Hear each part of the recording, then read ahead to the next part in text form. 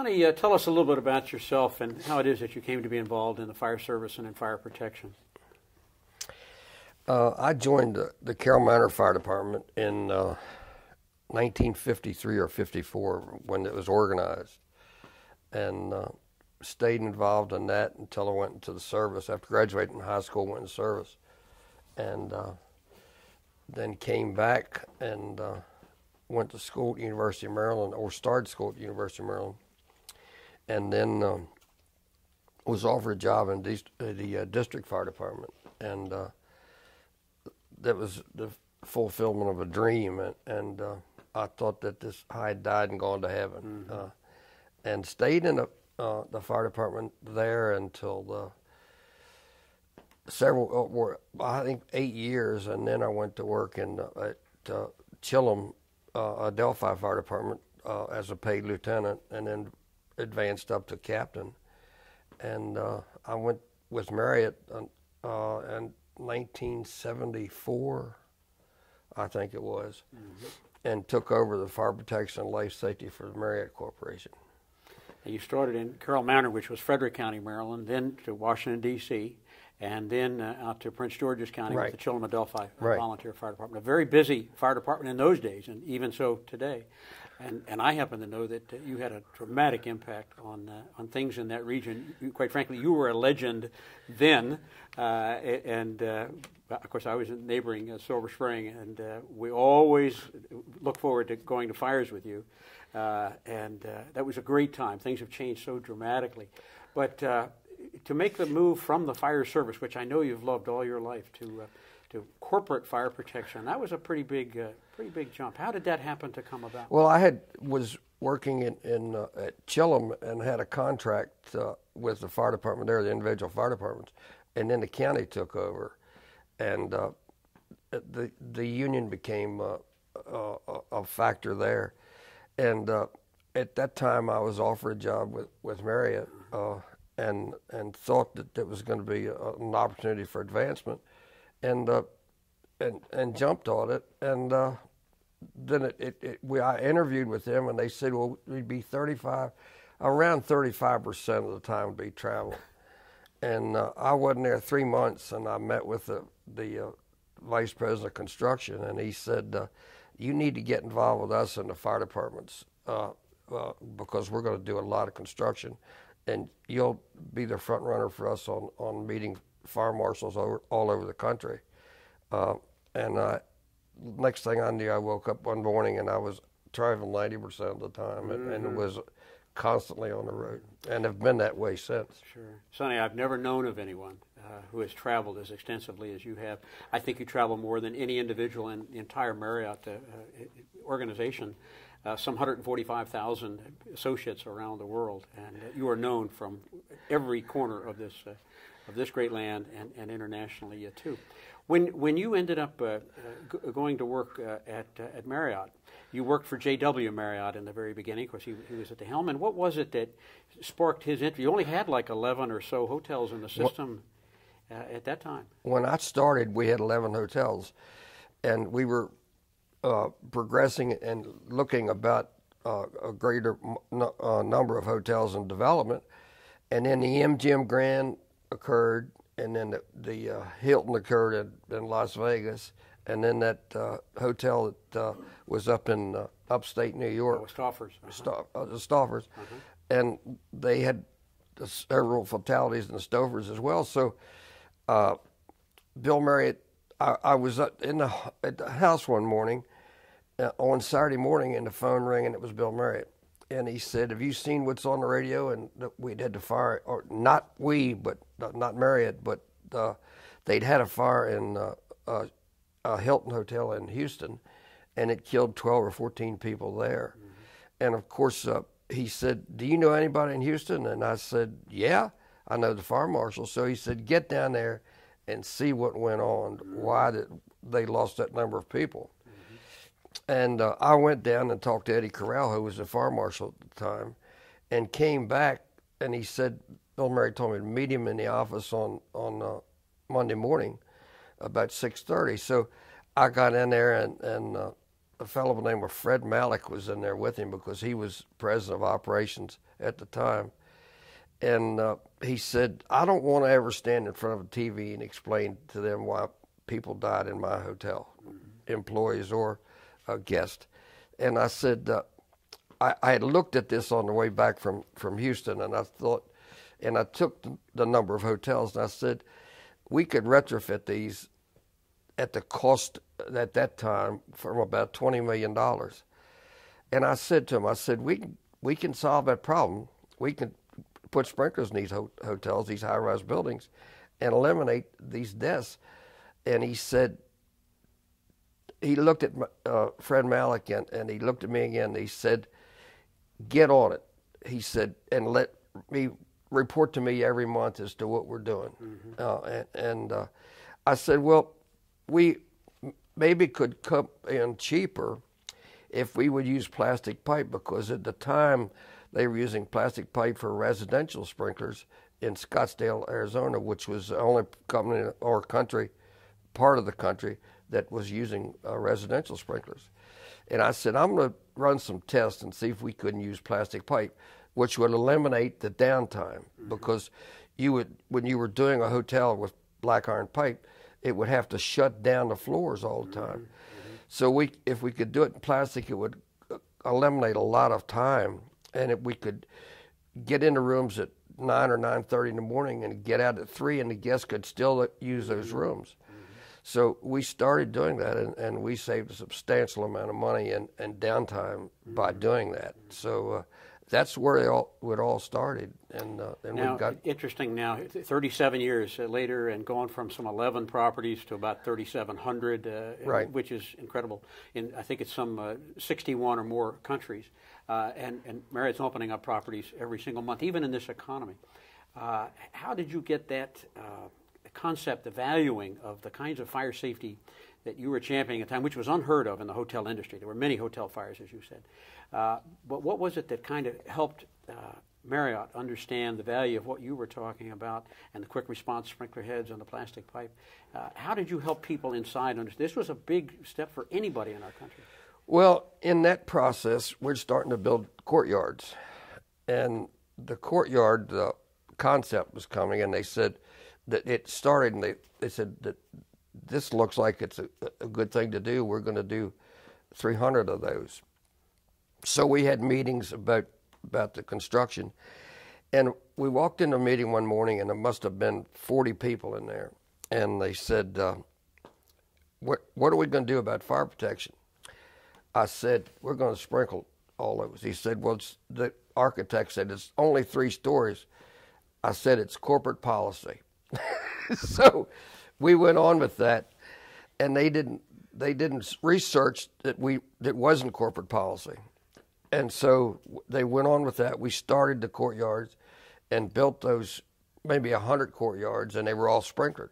So we were getting all the government business, because the government had said, if you're staying in government business, you got to stay in sprinklered hotels because of the results of the MGM grant, those things. So we started and sprinkled those, and then sprinkled 300 or 400 of them. And then now we've got over 1,000 of them sprinkled. So that's how the thing started, and it went from there. Yeah. Knowing you in all these many years, you've never been one who's been shy. You've always been willing to take a risk. And I'm interested because you mentioned Courtyard, the single most successful hotel brand in the world. But had you come from another discipline, had you come, say, through the codes process, or had you been a builder or whatever, do you think you would have taken the risks that you took in terms of what today is considered, just absolutely essential? But in its time, it was just unheard of. But you're coming from the fire service, an operational background.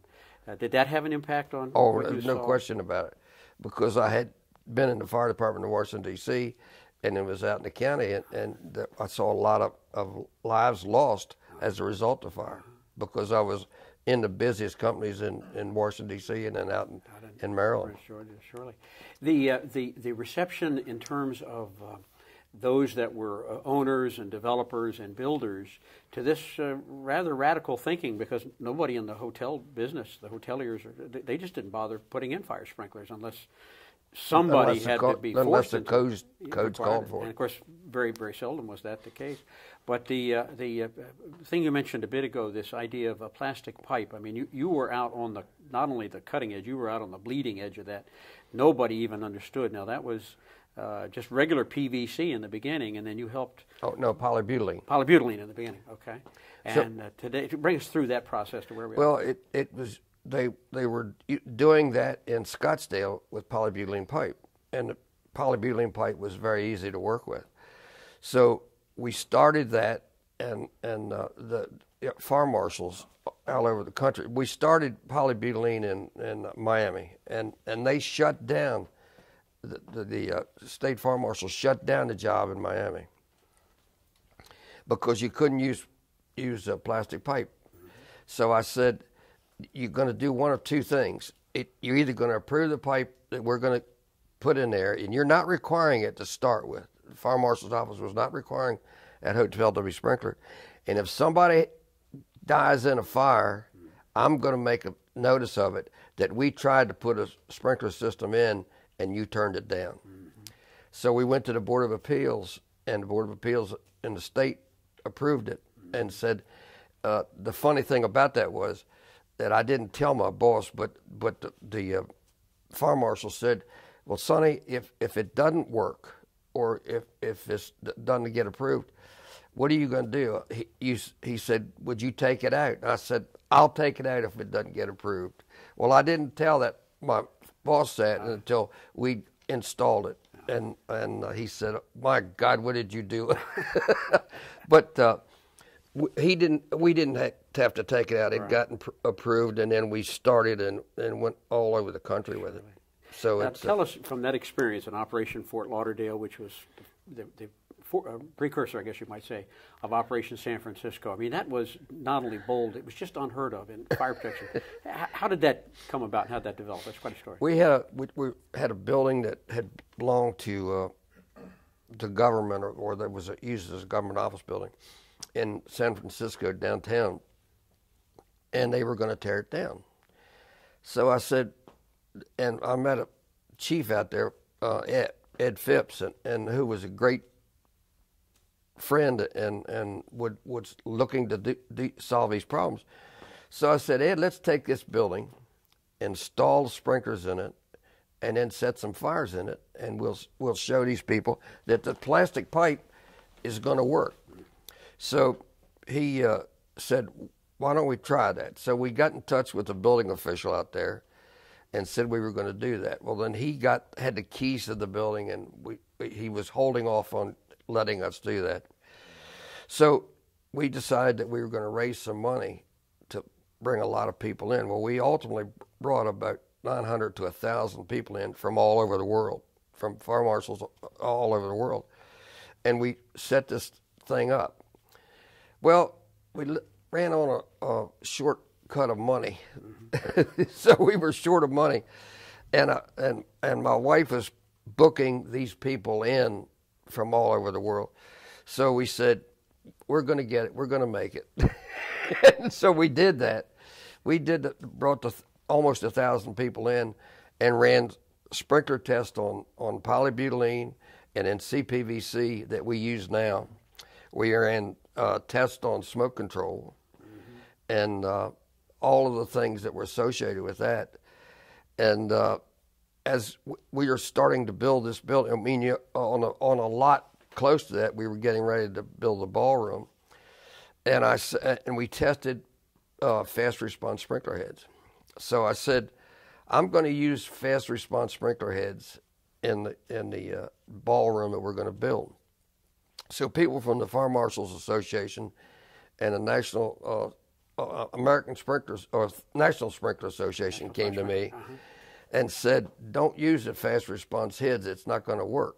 You know, so I said, I'm hard pressed to understand that, because if you react to a fire quickly, it reduces the damage. Oh no, it's not going to do. It's not going to do it. They said, well, you'd suggest that you not use the fast response heads. And I said, well, I can't tell you what I said to them, but I told them that I was going to use them. So we built the ballroom and then tore that hotel down that the building that we were testing in, and built like a 40 or 50 story hotel there. And right after the week that we opened, they had the earthquake in San Francisco, and the only thing that they did to that building, only damage it did to that building, was that a mirror fell off the wall up on the 50 or 51st floor. But other than that, and the building has been going great guns ever since that. But you were talking about the fire marshal in Houston, who later went on to be the fire chief, and you all got together and did a lot of interesting things. Again, pushing this business. I want to take, as I recollect, having retired from the U.S. Fire Administration and having been a lifelong member of the NFPA, even those groups weren't necessarily understanding the dramatic impact that what you were trying to do would become the new reality. Your wife Robin is with us today, and she helped along the way, trying to bring an awful lot of people who just could not conceive of these new ideas. But take us to San Francisco and the Eddie Phipps story, because the building department was slow in allowing you to go into that building to set it up. Now, there's a fun kind of story about what you and Eddie, Fire Chief Ed Phipps, Deputy Chief at that time, later to be Chief. We were coming down to the wire to run these demos and these tests, and these people had already been booked planes, and we had rooms reserved and all that. So the guy that was in the building department said, "I'm going to go to get the approval and then let you have the keys to the building." So we asked him, and he was stalling us. So I called Phipps and I said, we're down to the wire. We've got to get in this building. So he said, "Are you on the way out?" I said, "I'm out. I'll be out there this evening." He said, "We'll get in the building." So we went to the truck company, which was about a half a block away, and we pulled the aerial ladder out. We had the crew pull the aerial ladder out, put us into the 7th or 8th floor because we couldn't get in the lower floors. Broke the window out, got in the building, and started work. Well, about 2 days later, the guy came up and said, "Oh, you can get in the building now." Yeah, so of course the demo was ready to start at that point. So, yeah, again, you were pushing the envelope. But it was, we didn't let anything hold us back. Yeah.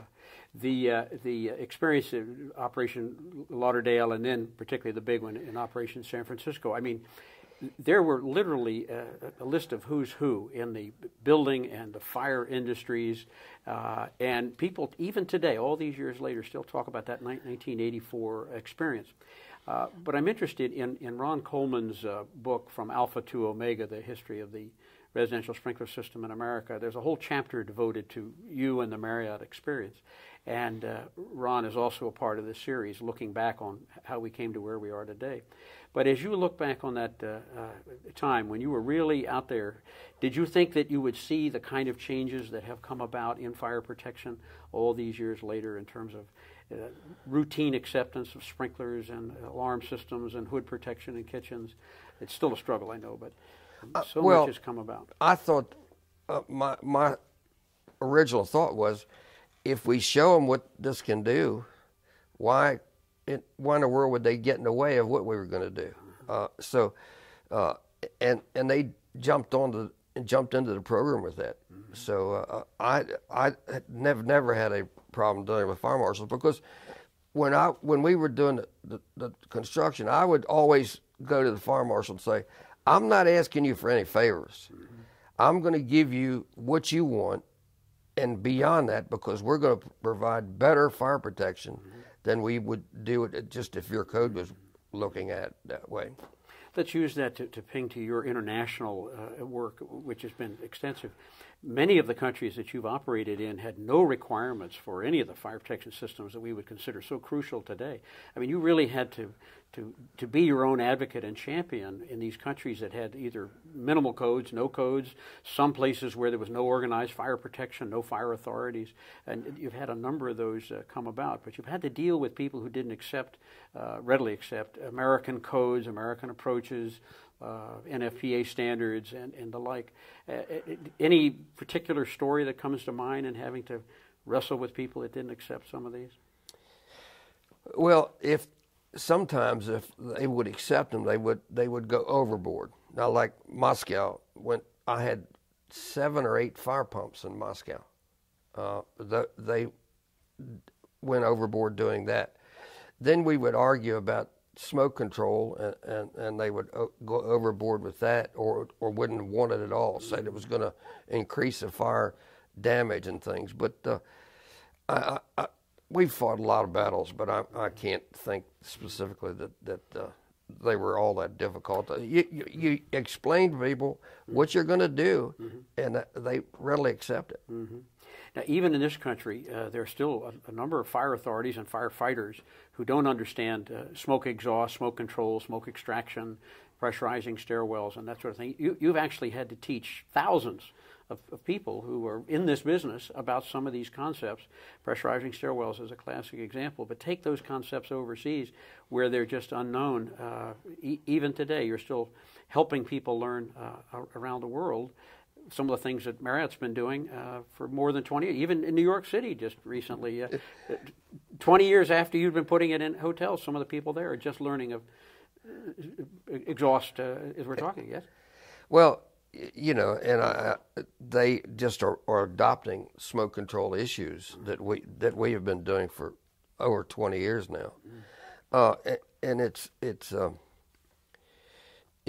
funny to bring that to light and to see how well it works, because we use smoke control. We've used smoke control for more than 20 years, and it keeps the area clean. It gets the smoke out of the building, and and I did it when I was in the fire department using exhaust fans all the time, and it was just an extension of that, because you got the smoke. Once we activated the sprinklers, we were getting the smoke out of there to start with. In no time at all. If you don't mind, I'd like you to tell the story about one of those situations. I think you were in a ballroom. It was overseas, and you were testing the smoke, and you realized that maybe it wasn't all exactly right. There were people hidden away trying to make it look like they were the system was operating naturally when in fact it wasn't. Do you remember that? Yeah. Well, you want me to put me on the spot on this? Yeah, because it's a great story. I mean, it's how you bring a change. We were doing a hotel in Dubai, and the ballroom was probably for 2,000 people. And I said, let's do the smoke test. And I noticed that we didn't have as many people in the ballroom as we were working with.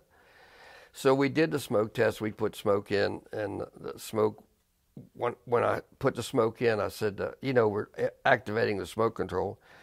And I heard these voices and footprints or steps in the ceiling. And I thought, there's something wrong here. And they'd operate. So I told them, I said, y'all are doing something, and I'm going to get you if that's the way it's going to be. So the next day I said, we're going to do a smoke test again. So I went over and killed the power to all the fans, and we put the smoke in, and I said, now the smoke's going in. Let's see how it works this time. And there was no noise in the ceiling, and the fans didn't come on, and we put the smoke in. Well, all of a sudden, I hear all this coughing and gagging and all that. Well, they had about 50 Indian guys up in the ceiling, and they were suffocating because there was no smoke being pulled out, because they couldn't operate the fans manually. So what they had done the day before was manually trying to trick you, and you realized it. Yeah, and I said, that's a great story. There are many of those sort of things that go on.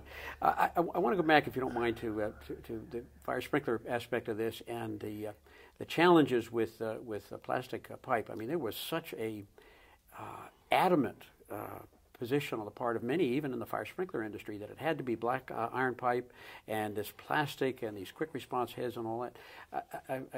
I know that you had to help people in our own industry in all aspects come to grasp with this. Today's acceptance of this is routine. It's in homes all across the country as well. But I know there had to be some real loggerhead kinds of conflicts through there. Well, I met a lot of people that would tell you there'll never be any plastic pipe and sprinklers in my jurisdiction. And And that was acceptable. You knew that, but you said, well, then we're not going to put sprinklers in because I can save time and save money in doing this, and you don't require it to start with. So I'd say, I would tell them up front, if you don't put sprinklers in with plastic pipe and you don't have a code that requires that or that prohibits it, I'm going to go to the press and tell them that we tried to put this in and you wouldn't accept it, and you've got some people that are dead as a result of it. Well, nobody wanted to stand in that pressure to start with, so we used that. But by the same token, it's been a very effective installation, and we're saving lots of lives with and it's a cost-effective way to do business too. And in this economy, people sometimes don't see that. Now, again, always pushing the envelope through your entire career brings us to the more modern era, the last 11, 12 years, when you've been promoting the concept of water mist fire protection. How did you first come to find that a number of years ago?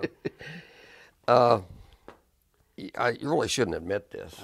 Well, nobody knows. It's just us. Oh, yeah. If I tell you, you're going to tell everybody. I was out in Palm Springs, and Palm Springs is awfully hot during the summertime. And I saw a line around this bar that was at, I just happened to walk by the bar. I understand, sure. And I saw this line, and I said to the guy, what is going on in here? And he said, well, that's cooling outside this bar. Now you're in temperature of 120 degrees. He said, walk inside this water curtain and you'll see the difference. And there was a substantial difference. And I said, hell, I could make this work in fire protection. So we talked to the people out there on the site, and they told us who they were using. And I got with those people in California, and they had a hotel that was going to be torn down or within the next couple of days. So I took the line into this hotel and set a trash can fire or something, and we activated this ring of sprinkler heads or mist heads, and it put the fire out. No damage at all, and it put the fire out. So I said, I think we need to do something about this. And we were using probably 2 gallons of water a minute in comparison to 30 gallons of water a minute. So I said, I think I need to look at that. So I came back, and the people said, God, what are you going to do now? So we tested that, and we got to a contractor that was manufacturing the mist system. And they were trying to do and we did some tests at University of Maryland, and finally it ended up that we put some of the mist systems in the buildings, and then we're doing a lot of buildings now. I think more than 40 properties water mist, and you've had a number of activations and only successes, I understand. And with very little water loss. In fact, that's the big issue for everybody today is water damage. And we see in the newspaper on any given day there was a fire, the sprinkler system worked, but then this terrible water damage was the result. Now, it would seem to me that in some cases your success in Marriott and beyond probably has a way of coming back to haunt you too. But now that you don't have these devastating fires and lots of people injured and killed, people not close to our business presume that the fire problem has gone away. So maintaining the vigilance to keep this kind of requirement in place is not an easy journey. It's a constant struggle, I imagine, isn't it? Well, you have to have the systems inspected and the systems tested, and you're familiar with that. And so many people put them in and then never test them or never do any maintenance on them. But I got to tell you that there's a lot of hotels in the United States that are not sprinkled today. There's a lot of them, and it's been since the MGM Grand and those hotels where we've had a major loss of life. As far as not Marriott hotels, but other brands, sure. You even had hotels that had devastating fires before they became Marriott. Marriott then took them and fire protected them, and that problem went away for Marriott. I mean, there's some really incredible stories out there. Your background in the fire service, you think then has made it possible for you to help people understand the obvious, but they would go to the code and say we can't do that. And which for you, I think if it worked, it was worth trying, right? And so people have been willing to go with you on these journeys, sometimes not knowing, but the end result has always been positive. As you look back on all these years, there has to be a million stories. But you've been very successful in Marriott, and your Marriott ideas have permeated throughout many of the building and fire codes in our country and beyond. If you look at it for a second in terms of the international impact, now that Marriott operates in so many countries, those experiences have followed you through to those, and anything that surprised you in terms of the international arena and the lack of acceptance, and now the readily understanding that is taking place on the part of many around the world? Well, I've had a lot of people tell us that we don't need to sprinkle hotels. In fact, I was in one in France, Spain this last week, and they had told us they were going to put sprinklers in the room, but nothing in the corridors, and not enough in the room, and all that.